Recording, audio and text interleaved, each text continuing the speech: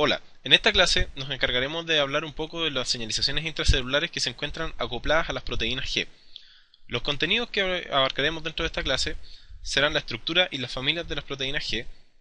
la vía de la proteína G AMP cíclico y las proteínquinasa a su vez que veremos la vía de las proteínas G, el IP3 o el inositol trifosfato y las proteínquinasa C. Hablaremos otros usos de los mensajeros intracelulares, principalmente del GMP cíclico y del AMP cíclico.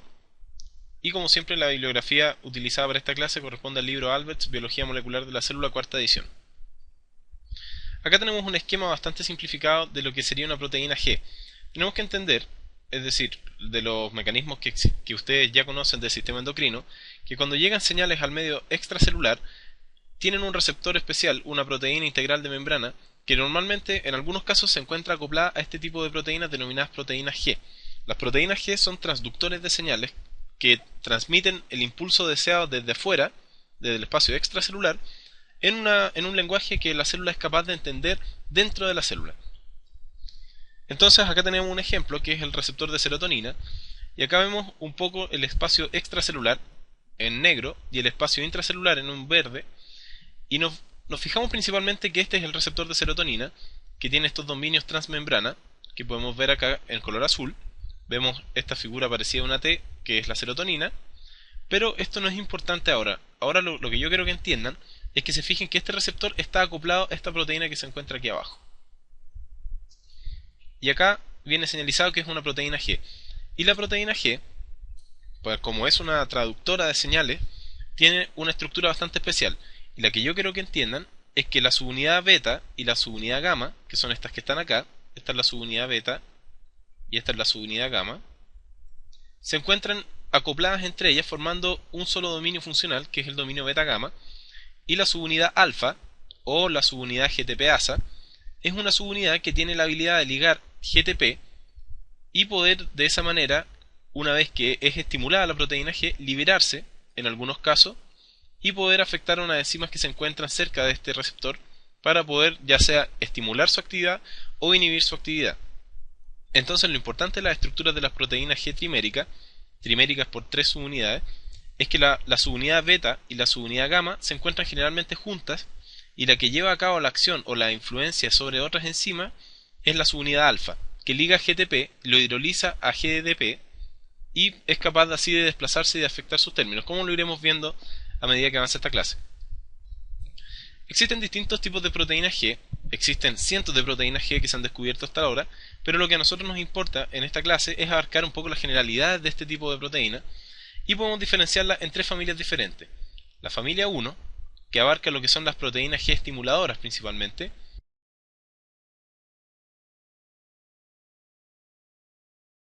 que si se fijan, este tipo de proteínas activa la adenilciclasa, que es una de las vías que pueden activar las proteínas G, y también dentro de esta familia se incluyen las proteínas G de las células olfatorias. La familia 2, que abarca las proteínas G inhibitorias, que al estimularla, la subunidad alfa es capaz de inhibir la adenilciclasa, pero también es capaz de activar canales de potasio. Y la familia 3, que en general son las proteínas G que se encuentran ligadas a lo que son la fosfolipasa, que tienen efectos básicamente en lo que es la transducción de señales mediadas por calcio, como veremos más adelante. Entonces acá tenemos un resumen bastante esquemático de cómo funcionan las proteínas G. Tenemos, ¿verdad?, a un lado de esta célula, de este esquema, una vía y a este otro lado tenemos otra vía. Por el lado izquierdo tenemos la molécula señal que llega a un receptor de superficie que está acoplado a proteína G. Por lo tanto, la estimulación de este receptor va a inducir sobre la proteína G un cambio conformacional, por lo tanto la proteína G se va a activar y esta activación de la proteína G se traduce en la liberación de la subunidad alfa, como veremos después, que tendrá roles sobre una enzima determinada, por ejemplo, en este caso, como es la vía del AMP cíclico, sobre la adenilciclasa, y vemos que esta enzima toma el AMP y lo transforma a AMP cíclico. Y el AMP cíclico es un importante mensajero intracelular que tiene distintos efectos principalmente en las proteínas denominadas proteínquinasas dependientes de AMP cíclico o PKA, o quinasas dependientes de AMP cíclico. Y estas quinasas son capaces de fosforilar diferentes proteínas con las cuales tienen diferentes efectos en el núcleo o en distintas proteínas que iremos viendo después. Por el otro lado, tenemos que este mismo receptor mejor podemos diferenciarlo, otro tipo de receptor, hace contacto con su ligando y esta activación del receptor induce la activación de la proteína G, que induce la activación de una enzima, y en este caso tenemos la activación de la fosfolipasa, que induce la formación, finalmente, o la liberación de lo que es el inositol difosfato, con la consiguiente liberación del IP3 o inositol trifosfato, el cual puede inducir cascadas dependientes de calcio. Por ejemplo, acá tenemos liberación de calcio dentro del retículo endoplasmático, y la liberación de calcio dentro de la célula activa unas proteínas que son denominadas proteína quinasa C o proteína quinasa dependientes de calcio. Por lo tanto, las proteínas G pueden inducir respuestas tanto ligadas a AMP cíclico como ligadas a lo que es calcio. Y cada una de estas vías la veremos en profundidad a continuación. Entonces acá tenemos nuestra molécula, que es el adenosín monofosfato, y nos fijamos que es un nucleótido bastante parecido al ATP, pero con la única diferencia que tiene un solo fosfato. La gracia es que la adenilciclasa puede tomar este nucleótido y transformarlo en una forma cíclica.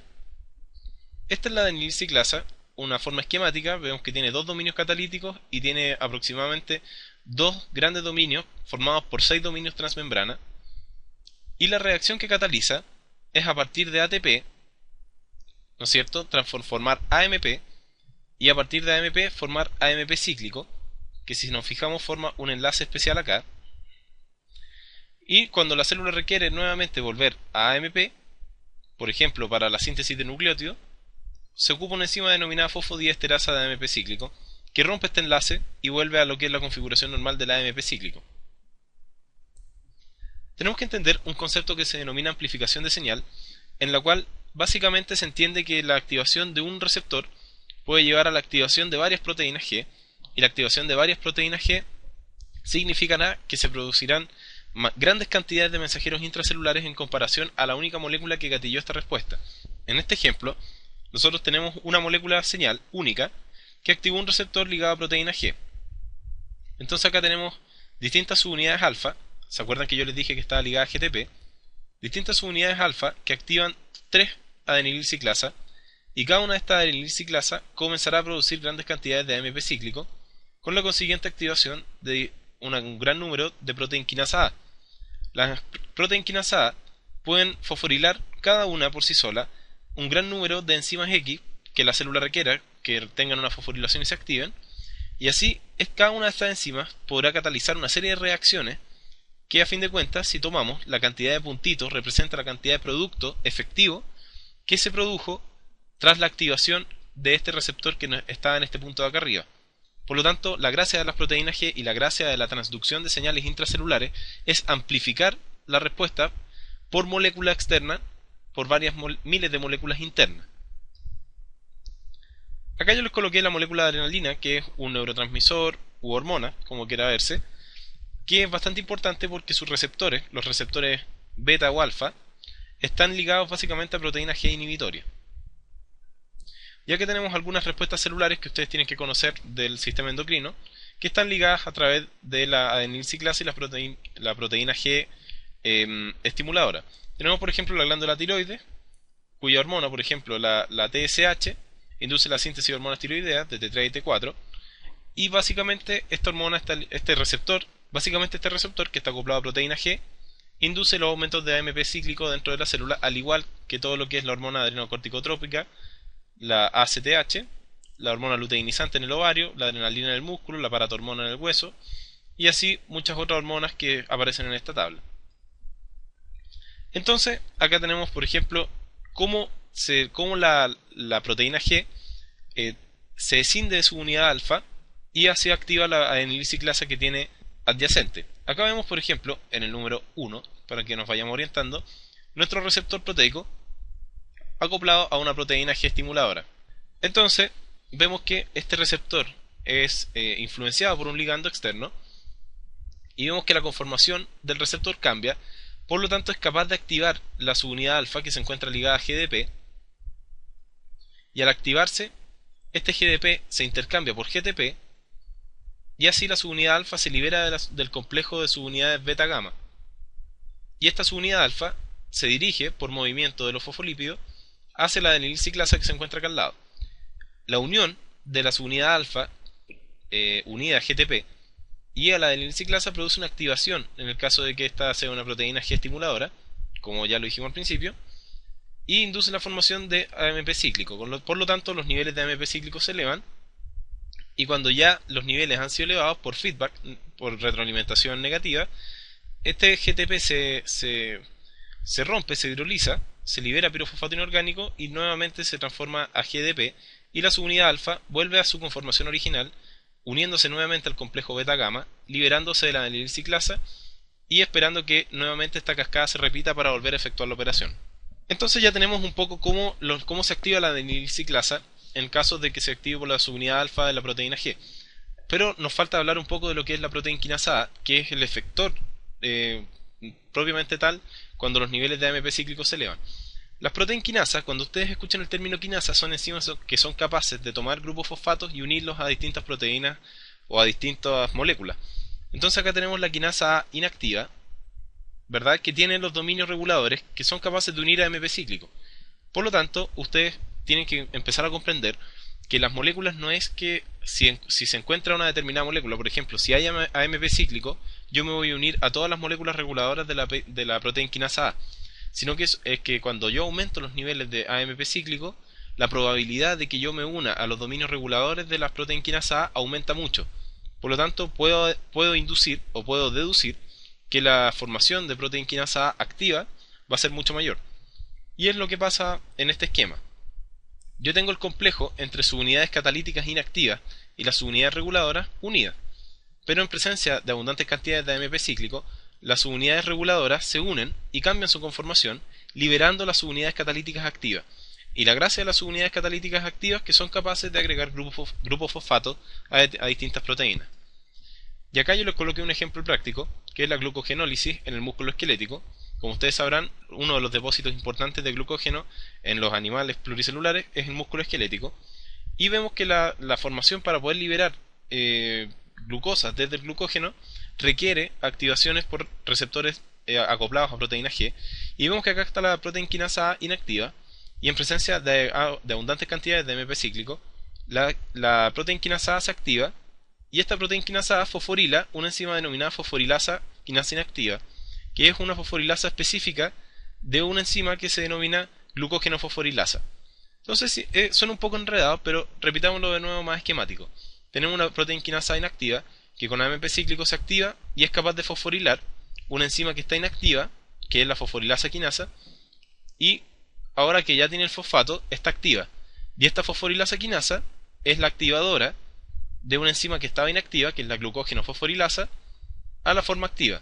Entonces, esta glucógeno fosforilasa es capaz de fosfatar algunos enlaces que se encuentran en el glucógeno, pudiendo liberar monómeros de glucosa 1-fosfato. Y la glucosa 1-fosfato es capaz de unirse a la glucólisis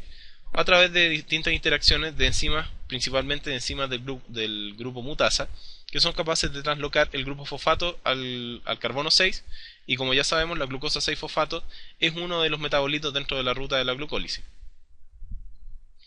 Pero obviamente no podemos romper todo el glucógeno que tenemos, por lo tanto esta vía tiene que tener alguna manera de ser reversible. Y vemos que la reversibilidad de este proceso nuevamente es llevada a cabo por la proteína quinasa A, que si el puntero me deja, este que está acá, esta proteína quinasa A inactiva nuevamente se activa en presencia de AMP cíclico, y la proteína inhibidora de la fosfatasa inactiva, si se fijan, ahora yo tengo una proteína que inhibe la fosfatasa que yo había activado antes. Por lo tanto, yo la fosforilo por mi actividad de proteína quinasa A activada, y ahora esta proteína inhibidora es activa. Por lo tanto, busco la proteína fosfatasa que yo había activado, y como esta proteína está activa, me uno